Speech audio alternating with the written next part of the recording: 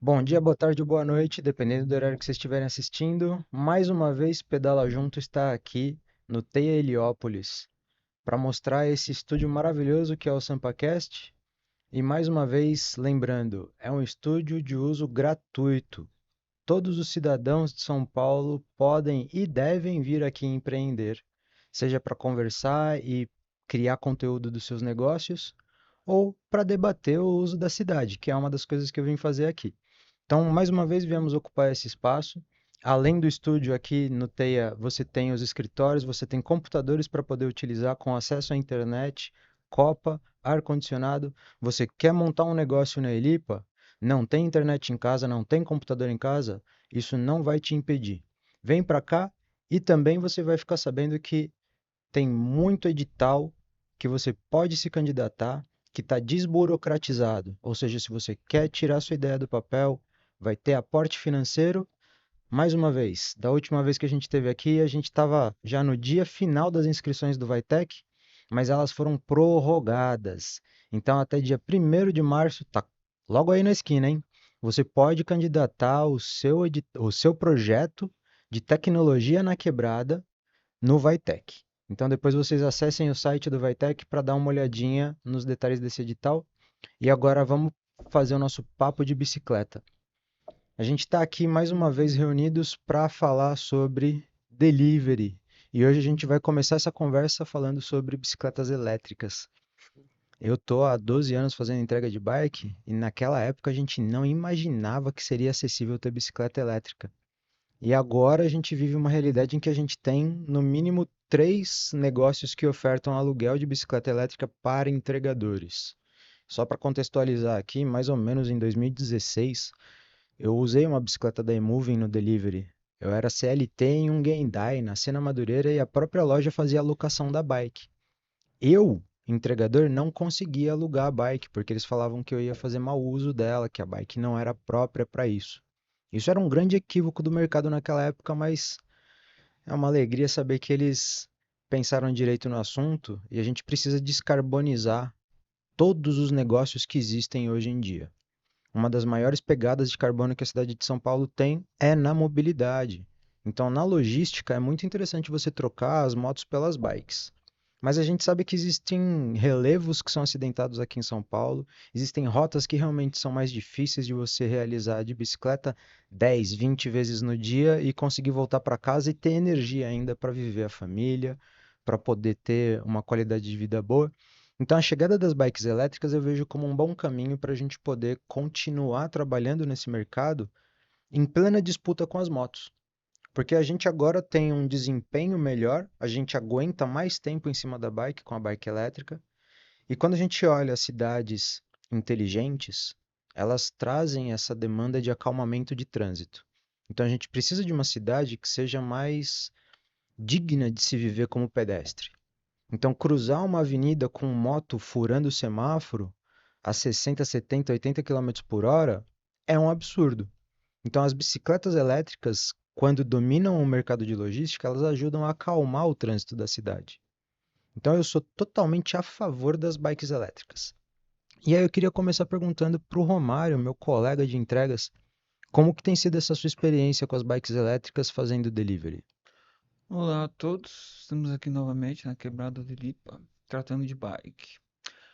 Bom, a minha experiência ela tem sido assim interessante, porém de 0 a 10 assim, eu acho que eu classificaria como 5 essa experiência, né?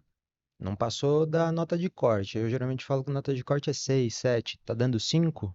Ou É, 5 é uma média boa para você? Tipo, tá na média. 5 é razoável. 5 é razoável. O que que você acha que falta para virar um 6, um 7?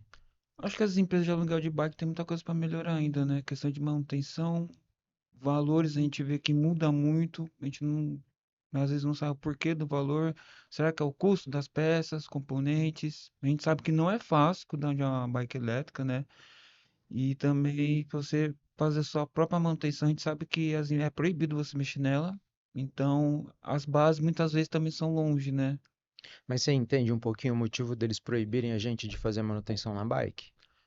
Eu acho que alguma coisa simples como remendar uma câmera não deveria ser proibido, né? Se eu te falar que tem gente que consegue destruir uma câmara porque não sabe remendar direito, você acredita? Acredito, sim, eu Então, sei. eles acabam impedindo a gente de fazer a manutenção porque eles têm medo que a gente não tenha o conhecimento. Então, eu já tentei conversar com algumas empresas dessas, só que elas cresceram tanto e tão rápido que fica difícil a gente ter o contato com as lideranças. Mas seria interessante se eles fizessem pelo menos um cursinho gratuito desses pequenos reparos. Até agora eu não vi nenhuma das três grandes fazerem isso.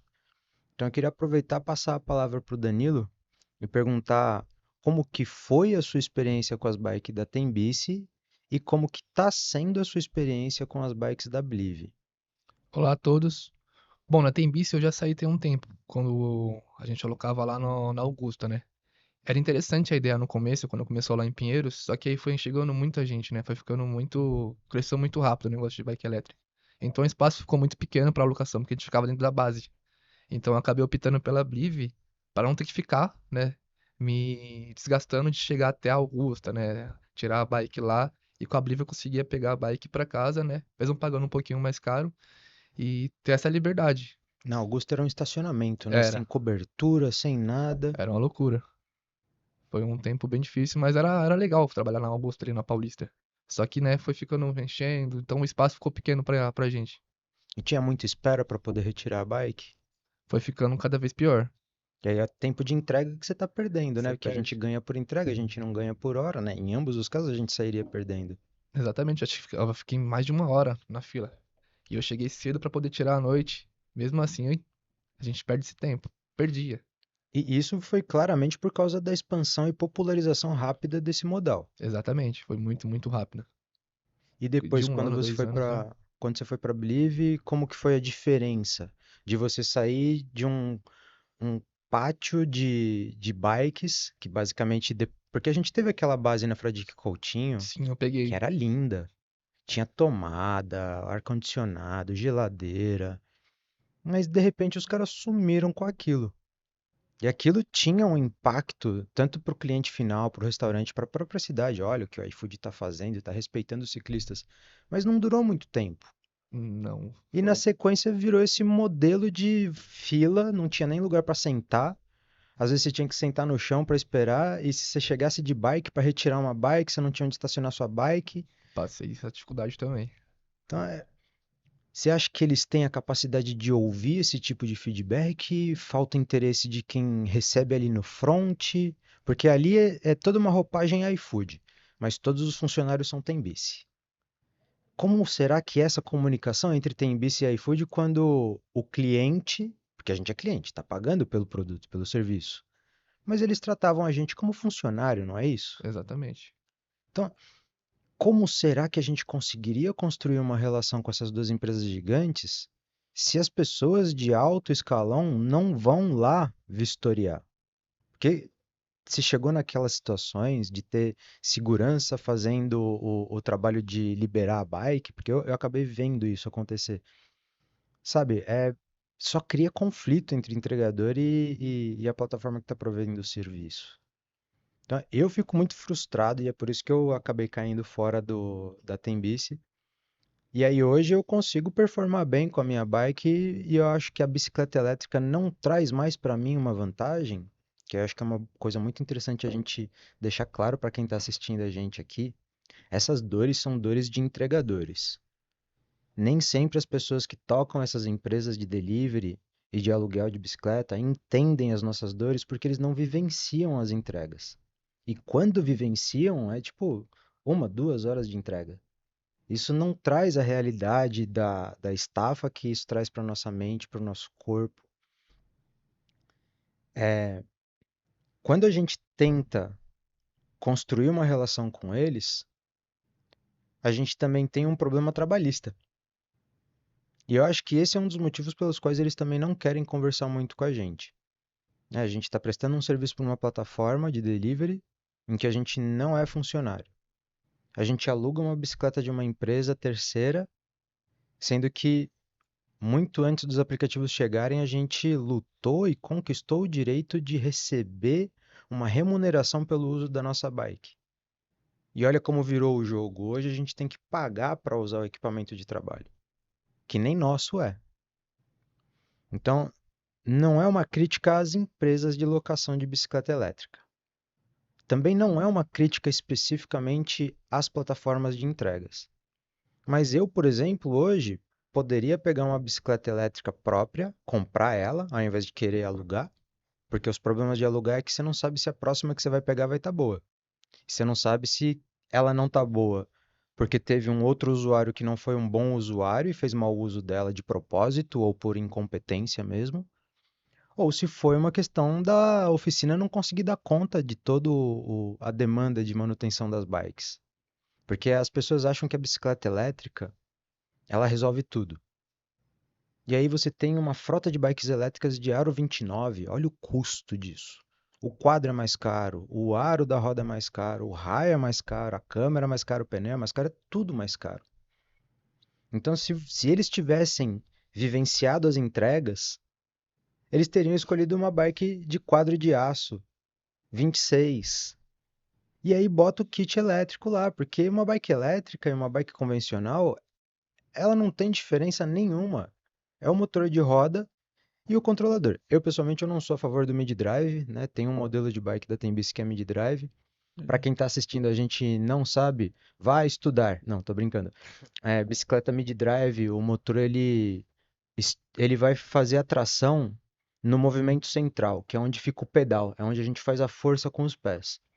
Então, é a força do seu peso, da sua perna, mais a força do motor, tracionando a corrente, o sistema de relação e girando a roda de trás.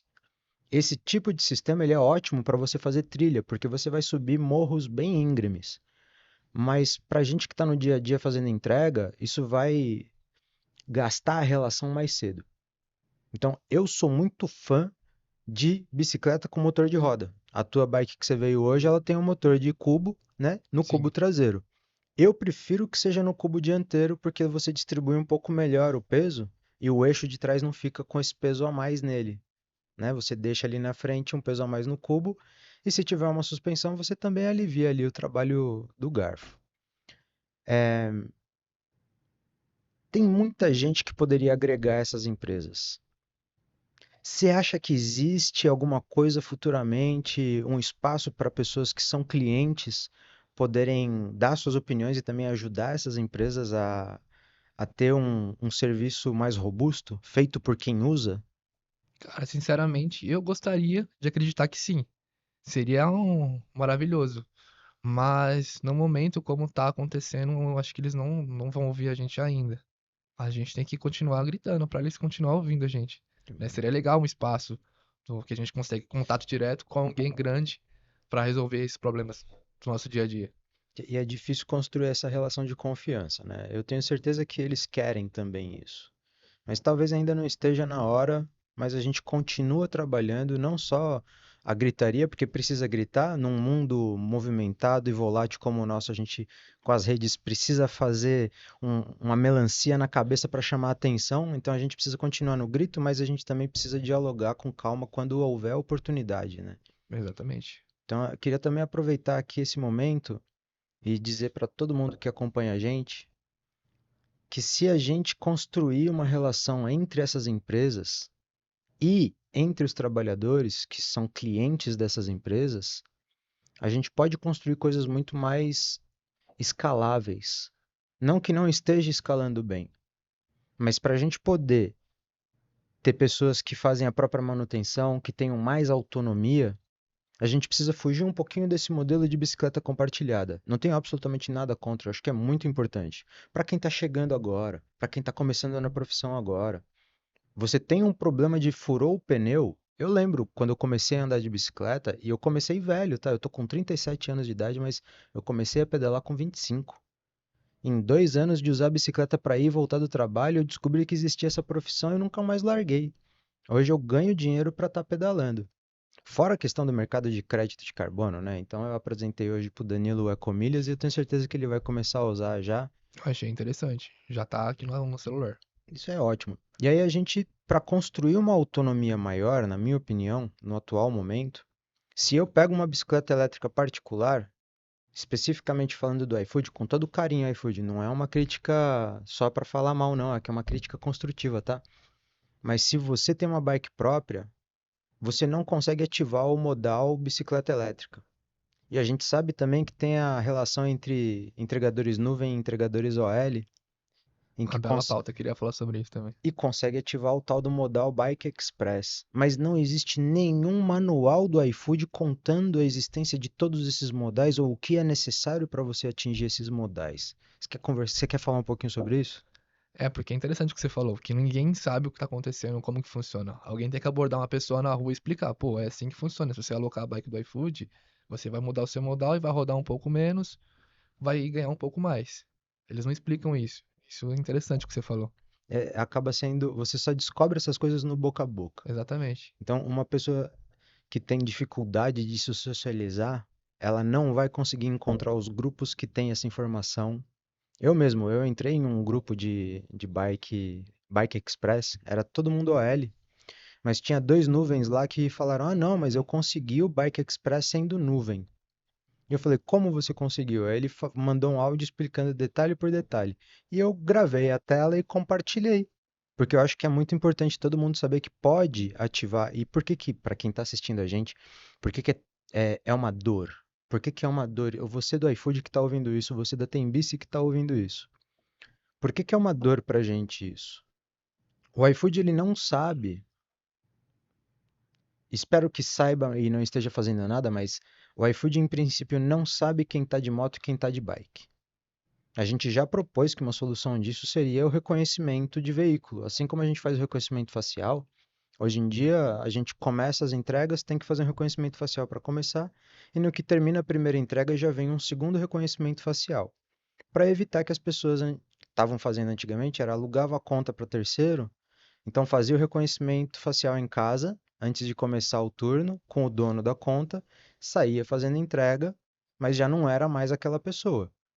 Então era o cliente que falava, ah, quem veio não era igual da foto, ou quem veio não era aquele nome.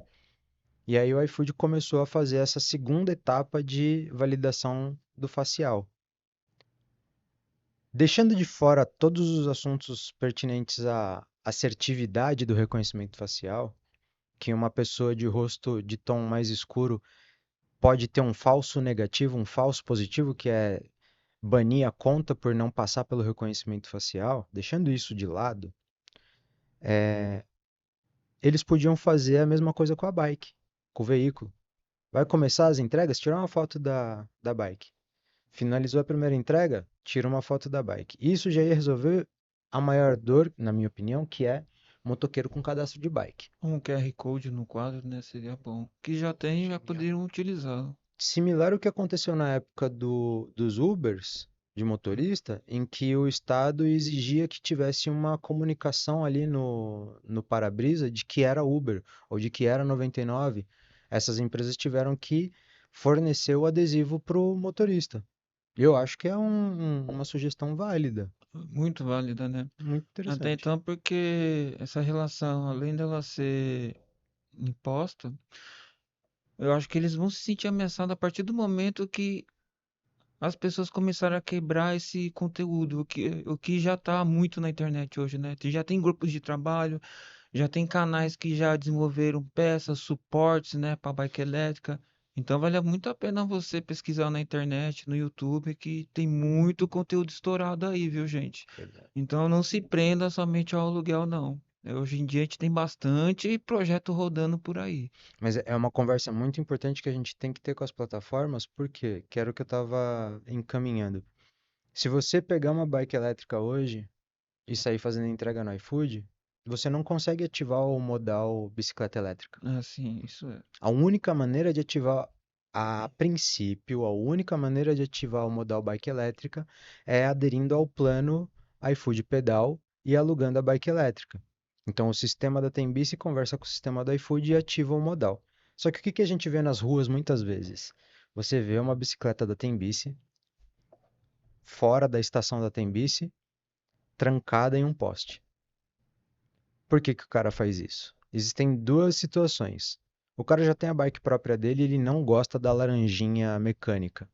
Então ele ativa o modal iFood Pedal para poder ter o quê? As entregas mais curtas. Mas ele roda com a bike dele. Eu fazia isso É também. muito mais rápido. O problema disso, na minha opinião, não é você fazer isso, é o motoqueiro fazer isso. Porque a partir do momento que ele está dentro de uma OL e a OL consegue botar o cadastro dele lá como bike, e aí ele paga o plano, solta uma bikezinha ali e tranca. Ele não só vai estar com modal bike de moto, como vai estar com bike mais curta de moto. Então o cara consegue passar o dia inteiro ali e fazer 60, 70 entregas, porque é tudo Tranquilo. curtinha. De moto ainda, muito fácil. Então, eu acho que isso é um problema não só para a gente, mas para essas plataformas também, porque eles acabam vendendo créditos de compensação de emissão de carbono que são fraudulentos. Mas não é hora da gente sair apontando dedos também e falar, ah, vai sair. Qual é a solução? Sair banindo todo mundo? Fazer um sistema de detecção, que eu tenho certeza que o iFood tem competência tecnológica para isso, e sair banindo todo mundo? Não, não quero que o cara, um pai de família, perca a renda dele. Mas era importante a gente alinhar que isso acontece. Era importante essas plataformas também ouvirem a gente, por favor, ouçam a gente. Que isso é um problema não só para a nossa classe, para a nossa profissão, mas para o planeta. Então, aproveitando também esse momento, né, a gente tem a fonte de renda das entregas. Isso é muito legal. A gente tem agora essa outra fonte de renda pequenininha, mas uma rendazinha extra, que é a venda de crédito de carbono pela Ecomilhas. Isso é muito legal. Mas a gente, trazendo aqui um pouquinho das histórias que eu já vivenciei nesses 12 anos, já montei cooperativa. Hoje eu admiro demais o trabalho da Senhoritas Courier, que é uma cooperativa que conseguiu se oficializar, né, abrir o ME, e elas estão descobrindo fontes de renda em cima da bicicleta além das entregas. Por que isso? Porque se a gente fica fazendo entregas express ou entregas do mesmo dia, a gente acaba competindo com a moto. Por mais que eu saiba que num momento de trânsito caótico a gente performa melhor do que uma moto muitas vezes, motoqueiros que estiverem ouvindo, não arranquem seus cabelos, tá? Mas é verdade. A gente, em muitos momentos aqui na cidade de São Paulo, a gente consegue ser mais eficiente do que uma moto, fora a questão de custo de rodagem, fora a questão de emissão de poluentes, fora a questão de acidentes, né? De bicicleta, inclusive, a gente nunca teve, pela lei trabalhista, periculosidade. Vocês sabem por que que a gente nunca teve periculosidade? Não faço ideia, mas deveria. Eu, eu apoio a justificativa que alguns juristas me deram. O que determina a insalubridade, a periculosidade, é o índice de sinistralidade. Hum, Ou seja, quantas pessoas que se acidentam e morrem, ou se acidentam e ficam inválidas. Quando você olha a bicicleta e compara com a moto, a gente tem quase zero taxa de sinistralidade. Então, a periculosidade, quando a lei trabalhista calcula baseado nos índices de sinistralidade. Então, morre muito motoqueiro em São Paulo. Tem sinistralidade. Tem a periculosidade. Mas bike nunca teve a periculosidade porque a gente não morre tanto no trabalho quanto o motoqueiro. Mas a gente tem o problema de diminuir a capacidade auditiva por causa dos barulhos da cidade. A gente recebe a mesma fuligem no pulmão que o motoqueiro. A gente está correndo os mesmos riscos no viário que o motoqueiro. Mas curiosamente a gente, no Brasil inteiro, ciclista entregador, pela lei trabalhista, não recebe periculosidade. Trazendo isso como um valor adicional que a bike traz para a cidade, é nessa hora que a gente consegue competir com a moto e conquistar um cliente que está interessado em viver uma cidade mais saudável, uma cidade mais caminhável, uma cidade mais tranquila. Mas nem todo cliente está com esse fit cultural. Então, se a gente se mantém nas entregas, a gente sempre vai se precarizar para tentar fazer a mesma coisa que a moto faz. Então, a Senhoritas Courier descobriu uma fonte de renda muito interessante, que é fazer passeios cicloturísticos. Então, elas estão com parceria com o Sesc, fazer turismo pela cidade de bike com pessoas que no dia a dia estão em cima da bike, trazem uma segurança para quem tá atrás de você. Não sei se você já participou de algum grupo de pedal. Fui uma vez, quando eu comecei a pedalar. Tinha guia nesse grupo de pedal. Tinha, Eles não trazem uma sensação de segurança maior? exatamente. Então, imagina se a gente conseguisse criar um programa, que é uma coisa que eu tenho conversado com o pessoal aqui do TEIA, fazer uma renda extra para pessoas entregadoras, que elas serão batedoras de pessoas que querem começar a ir para o trabalho de bike, mas não têm coragem, têm medo, se sentem inseguras. Genial, genial. E, é óbvio, não é um modelo de negócio que é permanente, que é duradouro, porque a pessoa, a partir do momento que se sentir confortável, eu quero mais é que ela vá sozinha mesmo. Mas a gente precisa fazer ter mais gente andando de bike na rua, porque olha o efeito dominó que isso tem. Se a pessoa recebe um pedido do iFood de bike, de qualquer plataforma digital, de bike, e ela nunca pedalou, talvez ela não tenha a mesma empatia com a gente. Mas se a gente populariza essa coisa de fugir do trânsito e ir de bike para o trabalho, aí a pessoa no almoço vai fazer um pedido de aplicativo. Se chegar um cara de bike, a chance dela dar uma gorjeta vai ficar um pouquinho maior. Sabe, essa coisa da identificação. Hum. Então, é muita coisa que a gente quer tirar do papel, mas falta vontade política também. Quando eu digo vontade política, eu não estou falando só do Estado, não. Falta vontade política dentro dos aplicativos. Falta vontade política dentro das empresas de locação de bike mesmo. Isso é uma coisa que não me desce. Eu não posso ir de bike para o ponto de apoio da Tembice para retirar uma bike. Isso é uma coisa que para mim nunca fez o menor sentido. E, Quando eu fui lá com a Blive uma vez, falou, mano, não pode parar a Blive aqui. Eu falei, por quê?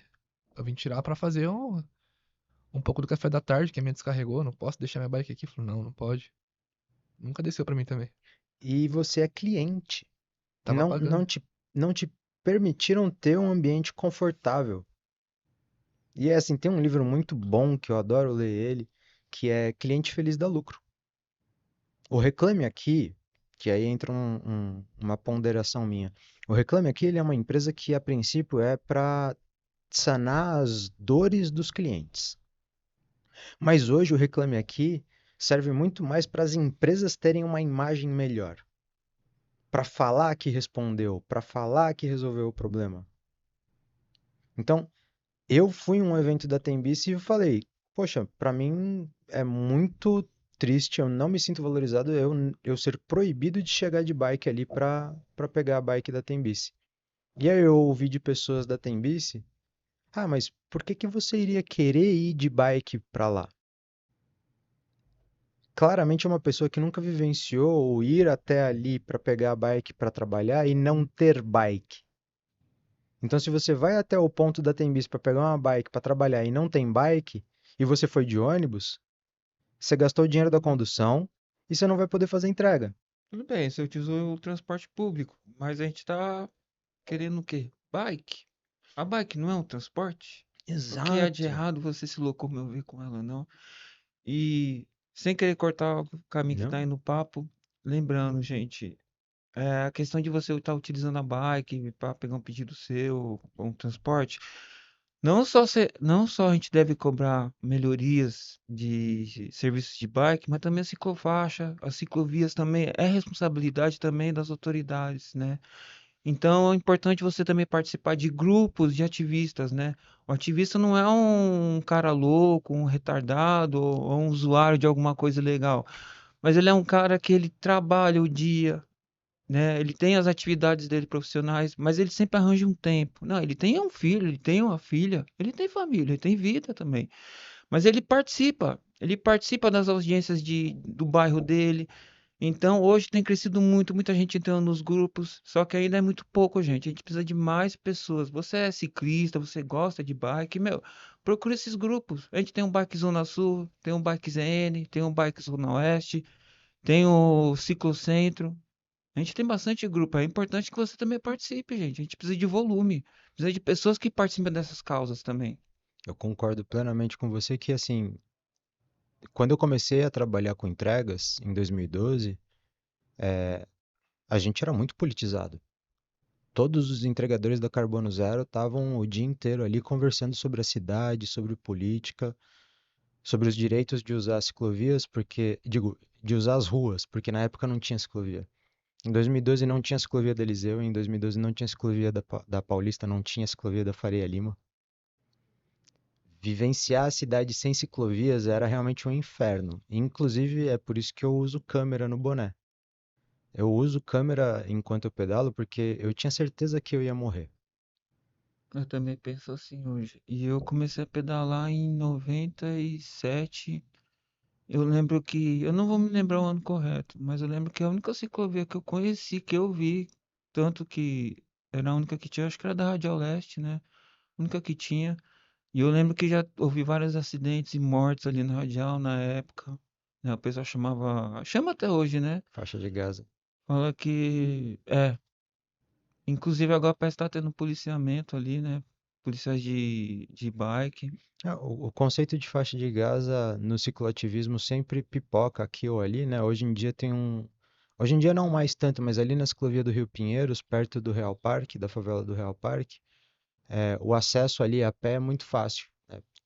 Quem não vive a cidade a pé não sabe que tem momentos que a marginal meio que não passa nenhum carro e você consegue atravessar aquilo fácil. Né? Então, tinha gente que saía ali da comunidade e ia roubar bike ali, mas também, poxa, tem gente passando fome ali do lado da ciclovia e tem gente andando com bike de 20, 30 mil reais, né? Isso é uma coisa que sempre me incomodou um pouquinho ali na ciclovia, que não sei se vocês sabem, mas a ciclovia do Rio Pinheiros, ela se chamava Ciclovia do Trabalhador.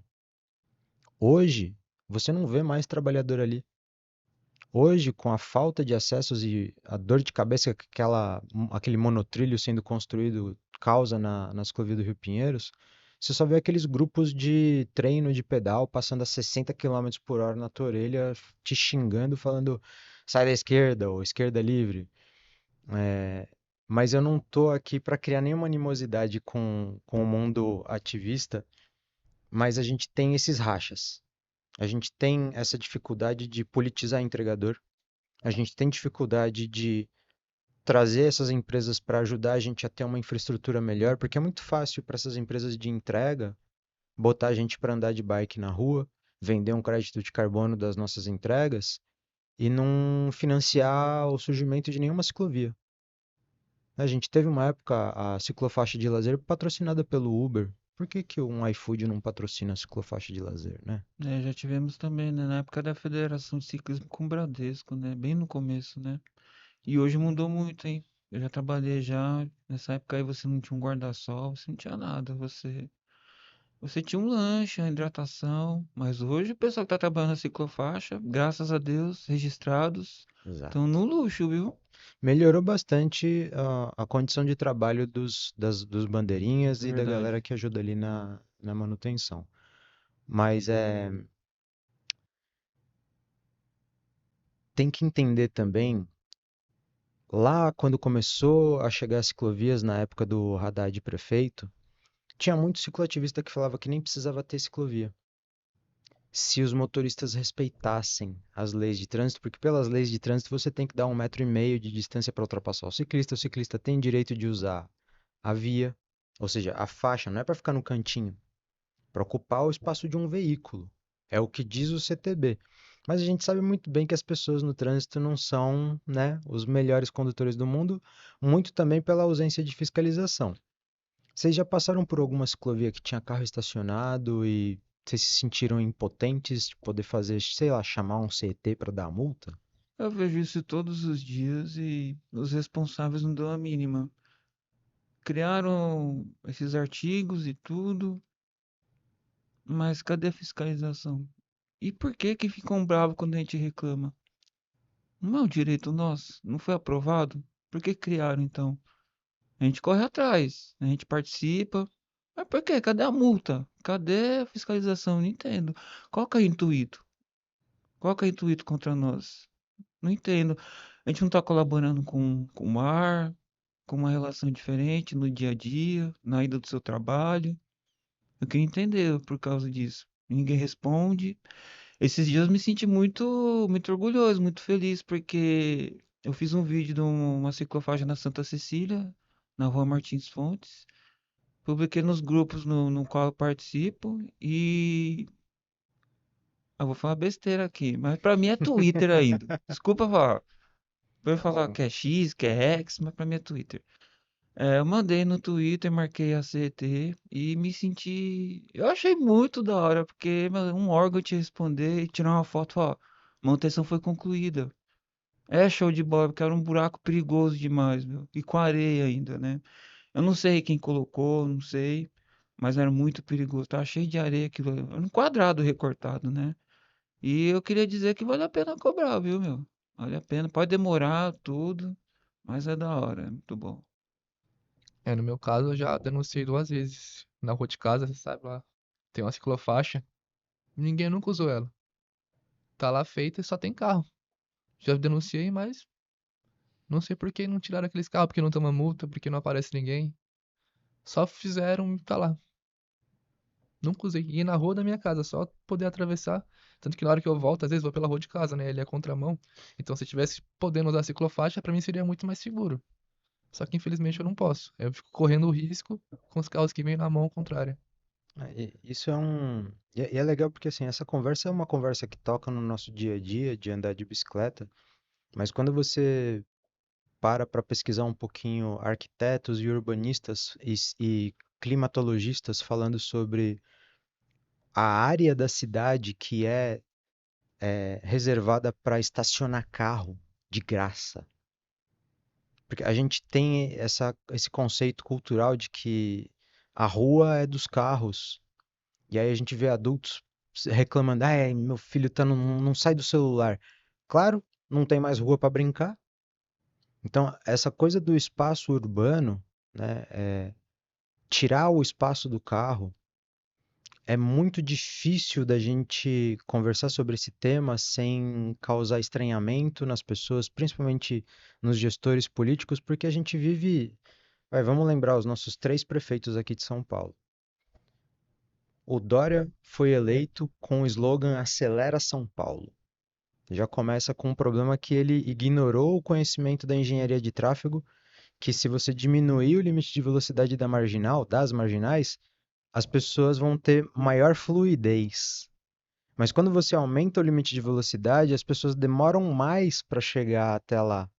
Porque tem o efeito minhoca, porque tem motorista que é bom, motorista que é ruim, tudo misturado, carro que é mais potente, carro que é mais fraco, caminhão que é mais lento, moto que é mais rápido. Então, o Dória não foi amigo dos cicloativistas. E aí ele prometeu que ia ficar até o fim da prefeitura, na metade e abandonou para concorrer a outros cargos políticos, né? Então a gente já fica magoado, né? Porque o cara faz promessas e desfaz depois. É, Aí na sequência vem o Bruno Covas, que é de família política, ele é muito estudado, mas também representava um espectro político que não vê valor na bike, né? Que foi uma das coisas que eu falei no nosso último podcast. Tem um texto que roda na internet de que a bicicleta é um desastre para a economia, porque é um IPVA a menos, é um acidentado a menos, é um cardíaco a menos, mas isso era uma brincadeira e as pessoas levaram a sério. Então, o Bruno Covas, ele faz nascer esses núcleos de tecnologia. Nascer não, mas posso estar enganado, eu também não sou um expert em ciência política e história política, mas eu vi muitas vezes o Bruno Covas na AdeSampa, nos Teias, em todos esses escritórios que a gente está usando aqui hoje, então eu sou grato por isso. Não me entenda mal, eu posso não ter sido eleitor dele, mas eu sou um cidadão e eu gosto de democracia. E isso aqui é uma coisa democrática. Mas na minha opinião, como eleitor, privilegiar os carros não é democrático. Fora que é uma estupidez do ponto de vista científico, que a gente sabe que o aquecimento global, e que agora é chamado de ebulição global, é um assunto muito, muito sério. E aí, na sequência, infelizmente, ele vem a óbito, mas deixa esse legado pra gente. Só que o prefeito atual, né, eu fico muito feliz desse seu feedback. Mas a gente sabe que a gente faz as reclamações e nada acontece. E eu acho que isso é muito a cultura que o prefeito traz. Então eu fico muito curioso para saber como que vai ser esse ano agora, porque dependendo de quem virar o gestor da cidade, as coisas podem mudar muito. E eu acho que a bicicleta sai ganhando se um deles for eleito. e não sai ganhando tanto se mantiver quem tá aí. Mas isso é uma opinião minha pessoal. Queria saber de vocês. Vocês acham que politizar os entregadores é fácil ou é difícil? Cara, eu acho que deveria ser mais fácil, né? Não tô com formalização agora pra responder. Não, mas é aquele clássico regra de grupo de WhatsApp, grupo de Telegram. Não pode debater política. Eu acho que isso é contraprodutivo, porque você permite brincadeiras politicamente incorretas, mas não permite discutir política. Não permite discutir religião, eu acho que também é outro problema. A gente não pode não discutir as coisas, a gente tem que poder discutir as coisas, mas com respeito. Então, nesses grandes grupos de WhatsApp, eu nunca me senti bem-vindo, de WhatsApp, de Telegram, etc. Porque se você tenta debater alguma coisa séria, é difícil de ter adesão no debate. Vira uma bagunça, vira troca de agressões. Ah, isso é Então, fato. concordo com você que era pra ser mais fácil, mas é difícil pra caralho. Aí eu queria te perguntar, Romário, como que é lidar com grupos? Você toca alguns grupos? Você tem alguns grupos de entregadores e de ciclistas? Participo de grupos comum do dia a dia e grupos de trabalho também. Eu acho que politizar acho que é muito difícil. A maioria age como se ele fosse um parente de um político, não sei, e é muita tiração de sarro, deboche, sabe? Eu acho que quando você vai debater alguma coisa num grupo, você tem que saber conversar com a pessoa, né? E tem aqueles pontos que as ideias não encaixam, né? De uma pessoa com a outra, e a pessoa não sabe morrer aquilo, não sabe de conversar. Então é provocação, é tiração de sarro. Inclusive todos esses projetos, eventos, oficinas, tudo que a gente publica nos grupos é porque às vezes tem pessoa precisando. Ontem teve um rapaz que me ligou, tava com o pneu furado. Ele não sabia da oficina Mão na Roda que a gente tem ali na. A gente não, né? Que A eu cidade tem, a participo. É, a cidade tem. cidade tem, que fica no Centro Cultural São Paulo, na Rua Vergueiro, número 1000. Ele não sabia dessa oficina, eu indiquei pra ele, né? Não É falei, de terça e quarta, a partir das 7 da noite. não é 18 horas? 18, desculpa, É 18. isso. E eu indiquei pra ele, não sabia. Teve uma outra vez que eu publiquei isso num grupo, que teve um rapaz também, não sabia remendar uma câmera de ar. Ele tava com uma bicicleta comum, não sabia. Eu indiquei a oficina pra ele também, também foi lá. E os caras estavam tirando sarro no grupo, achando o nome engraçado, estavam rindo, sabe? Eu acho isso ridículo. Eu acho que você tem que valorizar as pessoas que têm alguma coisa a passar pra você, tem que respeitar. E politizar é muito difícil, meu. É muito difícil. Tem muita gente que é muito radical. Para ambos os lados, né? Eu acho que a política, quando a gente fala política, não é que a gente está defendendo um partido, não é isso. A gente está usufruindo das ferramentas que tem uma prefeitura, um governo do estado que ele te dá como cidadão para você cobrar, independente de quem seja. O cara acerta, não, bacana, tem que ser lembrado, ó, ele fez isso, tá independente do partido que é. Ele erra, meu. Ô, gente, vamos se mobilizar, vamos cobrar, tal, né? Não é ficar postando um vídeo de, o cara foi num showmício, o cara deu cesta básica, o cara criticou um outro governo. Meu, o negócio não é esse, gente. O negócio é a gente olhar a nossa classe.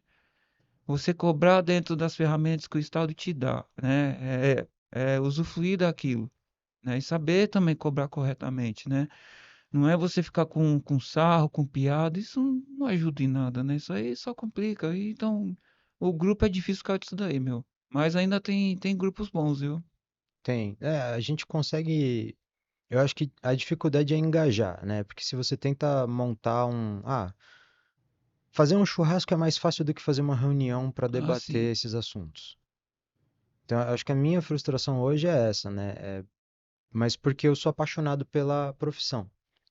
Eu escolhi ser ciclista entregador. Eu tenho que entender especificamente que tem muita gente que está nisso porque não teve outra escolha.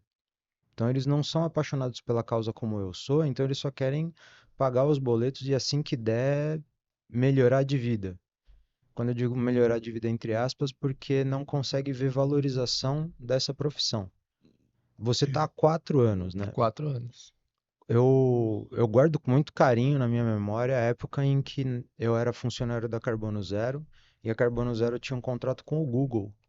Eu ficava alocado dentro do escritório do Google. Tinha cafezinho à vontade, eles me chamavam para ir na cozinha deles, e a cozinha deles é aquela coisa de startup americana, né? Então tem todinho, tem castanha de caju, e você pega e você não é pegar e pagar, não, é tá à À vontade para todo vontade. mundo. E eu ficava lá no ar-condicionado, recebendo, estamos falando de 2014, tá? R$ 30 por hora. 30 por hora. Eu não pedalava mais do que 40 quilômetros. E isso tudo contratual, tá? Era o máximo 40 quilômetros, a gente ficava das 10 às 6. Então era, não, calma, das 10 às 4. Então era um período curtíssimo de tempo em que eu ficava dentro do escritório e fazia todo tipo de pedido que eles precisassem. Ah, vai coletar um exame que ficou pronto, vai levar esse documento em tal lugar. Estamos falando de 2014, ainda tinha algumas coisas que eram realmente no papel e caneta ainda. Hoje está tudo muito digitalizado. Então a gente recebia mais do que um motoboy. Por quê? Porque a empresa estava interessada na entrega ecológica. Com a chegada dos aplicativos, a gente perde esse valor agregado. E muito. Então, eu acho que para a gente conseguir reconquistar esse valor agregado, eu acho que é um pouco de esperar passar o momento político da formulação da regulamentação dos trabalhos por aplicativo, porque isso está acontecendo no atual momento, né? Ontem teve aquela votação no STF sobre se existe ou não a repercursividade da decisão de ter vínculo empregatício de trabalhador de app ou não. Porque assim, o debate hoje mais acalorado nos grupos, que meio que tá até mais quietinho esse assunto, é ser CLT de app não existe hoje em dia. Existem algumas decisões de juízes do trabalho em que conseguiu caracterizar vínculo. Quando a gente chega no grupo e começa a debater esse direito que a gente gostaria de ter, as pessoas já acham que todo mundo vai ser CLT. Sendo que a gente tem hoje ninguém pode ser CLT. E aí eu acho que é quando o lado de lá não consegue perceber essa incongruência. Não pode ser CLT. Então ninguém é CLT, ou seja, é todo mundo autônomo. Um autônomo que não tem tanta autonomia assim. Porque eu já levei bloqueio de algoritmo. Ah, eu também já passei por isso. Eles pensam que eu não percebi, mas eu percebi. Eles sabem que a É. gente Eles percebe. reduzem a demanda do cara, o cara acha que é demanda de cliente, não é? Só que a gente não tem como auditar o código de alocação de entregas deles. É.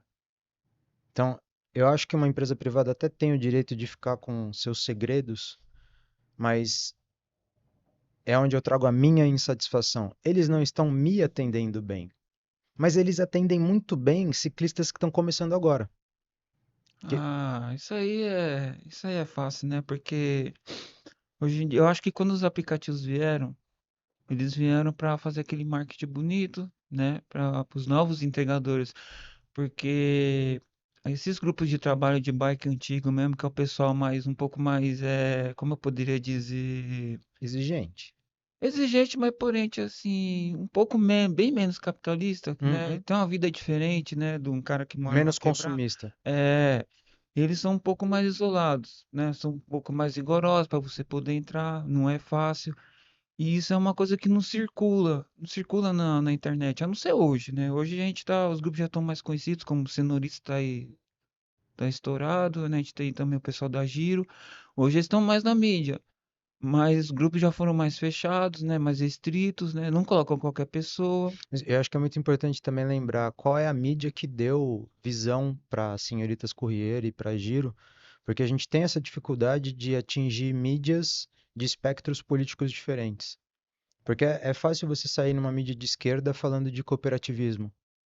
E é fácil você sair numa mídia de esquerda falando da autonomia que os aplicativos trazem. Verdade. Mas é difícil você trazer para essa mídia de esquerda que uma cooperativa, quando cresce demais, vira uma empresa. E aí começa a ter os mesmos problemas desse mundo capitalista, que era aquilo que eu estava falando. Se você fica com uma cooperativa só fazendo entrega, você vai em um momento ou outro se precarizar para disputar mercado com a moto. Porque vem aquele jogo de quem vai jogar mais para baixo o preço. Isso é Ah, horrível.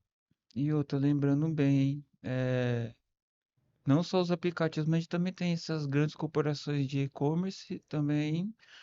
Para você entrar de bike, meu amigo, eles não fazem de bike. A gente tem alguns projetos aí que começaram aí como Vai Fácil, na porta, mas um outro gigante no mercado aí, o pessoal fala, não, o Mercado Livre faz de bike, gente, não faz de bike. Para você entrar é uma outra coisa, entendeu? Maringá e Londrina tem franquia da Ecobike e eles conseguiram em Maringá e Londrina conversar com o Mercado Livre para conseguir uma concentração real de CEP. Porque qual que é a maior dificuldade de quando você quer fazer um e-commerce de bike? É você pegar um CEP muito grande, uma faixa de CEP muito grande. E a gente sabe que o consumidor quer no dia, né? Então, e se é no mesmo dia, porque, por exemplo, a Giro disputou cliente com a Blive. A gente estava em um processo de conquistar a Logbi, que era a Logtech da Magazine Luiza, Hum. e a gente estava fazendo entregas da loja da Rua Direita. Então, a loja da Rua Direita, ali na Sé, é no calçadão. Então, por mais que a moto até chegue ali, a Fiorino não chega ali. Então, a gente de bike, a gente conseguia fazer a entrega no mesmo dia e trazia um feedback dos clientes muito bom, porque assim, eu de bike cargueira tirava um monte de encomenda da rua direita, chegava ali na galeria do Rock, que carro nenhum consegue parar ali, moto morre de medo de ser roubada ali. Eu entrava dentro da galeria com a bike. Então a gente tinha um potencial muito grande, mas quem estava fornecendo a locação da cargueira elétrica para a gente simplesmente não quis continuar a parceria. Aí quem entra oferecendo biker ali é a Blive. E aí a Blive com a bikezinha elétrica, cara, aí voltava, aí voltava, aí voltava, estourava de fazer a entrega. Mas é essa coisa, o que é chamado de Q-commerce, Quick Commerce, que é a entrega de mesmo dia. Hoje a gente já começa a chegar no absurdo de entrega de mesma hora, né? Ou a entrega de 15 minutos. Imagina, você comprou um celular no Kabum e em 15 minutos está na tua casa. Eu acho que a gente consegue fazer isso, mas falta um pouquinho de interesse também dessas grandes empresas, porque é essa questão cultural. Eles não enxergam as garantias que a bicicleta traz, porque eles estão num espectro político em que a mídia não leva essas informações para eles. E lembrando também que a gente ainda vive um momento em que tem gente que não aceitou o fato do aquecimento global. Então, se o meu carro-chefe de venda é a minha bicicleta não polui, e a pessoa não acredita nisso, já estou lascado. Mas olhando para a questão da comodidade e a questão da rapidez da entrega, que traz um valor de marca muito alto, que não tem nada a ver com ecologia, que não tem nada a ver com entrega limpa, a bicicleta ela é a melhor ferramenta para isso. Sempre foi. Então, para finalizar aqui a nossa conversa, eu queria abrir esse espaço aqui para vocês falarem um pouquinho quais são os seus sonhos e quais são as suas expectativas realistas em relação a essa profissão que vocês escolheram. O que que vocês pensam aí para o futuro de vocês? Quer começar, Danilo? Pode ser. Eu tô com a ideia de abrir minha própria loja de bicicletas de locação. Tanto que eu tenho duas, essa que tá aqui, uma em casa. Eu subloquei a minha uma vez para um amigo meu. E foi legal a experiência dele locar comigo.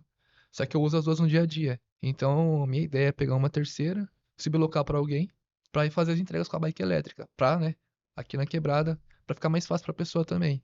Então, desde o final do ano passado, eu tô com essa ideia de pegar uma terceira, uma quarta, uma quinta e começar uma lojinha assim, só pra na quebrada, sabe? O pessoal que não tem facilidade, tanto na Tembici quanto na Blive, para locação, e ajudar aqui. É Para uma ter ideia. que ir até Heitor Penteado para poder alugar uma bike é Alugar uma bike. sacanagem, né? É um pouquinho longe, então minha ideia de início desse ano é pegar pelo menos uma bike e sublocar essa. Para alguém conhecido e começar as entregas nas elétricas, É, conhecer o trabalho. e quem sabe a gente não abre um canal de comunicação aí com uma eMoving, com uma Blive ou com qualquer outro novo player aí do mercado. Vamos abrir uma franquia aí. Tem muita gente na periferia que ia viver, porque lembrando, né? Na periferia não chegou as ciclovias. Então uma bicicleta elétrica te traz uma sensação de segurança e a disputa por espaço com o carro fica mais justa e falta a acessibilidade à bike elétrica na periferia. Tanto é que na periferia você vê mais o quê? Mobilete. Bastante. E o meio ambiente que se exploda? Não, né? Então, torço muito para que seu sonho seja realizado o mais brevemente possível. Obrigado, vai acontecer. E você, Romário, o que que você... Bom, eu já participo das reuniões com você, com a galera bacana lá. E a minha ideia é descentralizar esses trabalhos de bike, tanto manual como elétrica do centro. Trazer mais para os bairros. E não que a bicicleta seja obrigada a trabalhar com um determinado serviço, mas tudo que envolver tecnologia, o evento, qualquer outra coisa que o cara possa ganhar um dinheiro com a bike, para mim é válido. E trazer isso aí para os bairros mesmo, para a pessoa ser mais diversificada em diversos serviços, mas que ela esteja com a bike, que ela use a bike, né? Essa é a ideia. Então, eu queria aproveitar, finalizar aqui a nossa conversa hoje, falando para os nossos espectadores que sexta-feira agora vai ter um evento em Campinas, na sede do iFood, um evento sobre front-end. Front-end é a galera de programação que constrói as telas que a gente utiliza nas nossas aplicações. E eu vou lá palestrar sobre o ponto de vista dos entregadores e como uma tela pode afetar positivamente ou negativamente o trabalho de um entregador. Tem muita coisa para a gente trabalhar com as empresas. Eu espero que a gente consiga construir canais de comunicação, tanto com a Tembice e os aplicativos de entrega e as empresas de locação de bike elétrica, para a gente poder crescer juntos. Eu acho que tem uma necessidade urgente da gente descarbonizar o delivery, isso é muito importante, mas mais importante do que descarbonizar o delivery é fazer isso sem prejudicar a pessoa entregadora. Porque eu cansei de ver entregador de moto elétrica tendo que parar o dia de trabalho porque acabou a bateria. Em uma bicicleta elétrica, quando acaba a bateria, você continua podendo pedalar.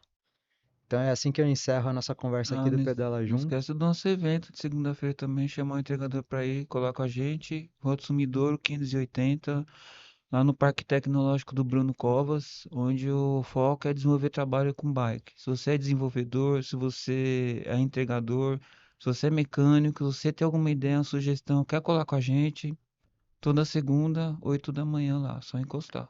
Toda segunda-feira, das 8 da manhã até as 6 da tarde, até o fim de março, no Hub Green Sampa, também conhecido como Parque Tecnológico Bruno Covas, Rua do Sumidouro 580. A gente fala sobre bicicleta, a gente fala sobre empreendedorismo, e lá, assim como aqui, Teia, você pode resolver seus problemas de MEI, você pode trazer suas ideias de negócios e, por favor, venham e façam uso desse equipamento que é público, esse equipamento que é uma boa utilização dos nossos impostos. Certo? Um grande abraço a todos e todas. Muito obrigado. Falou. Valeu.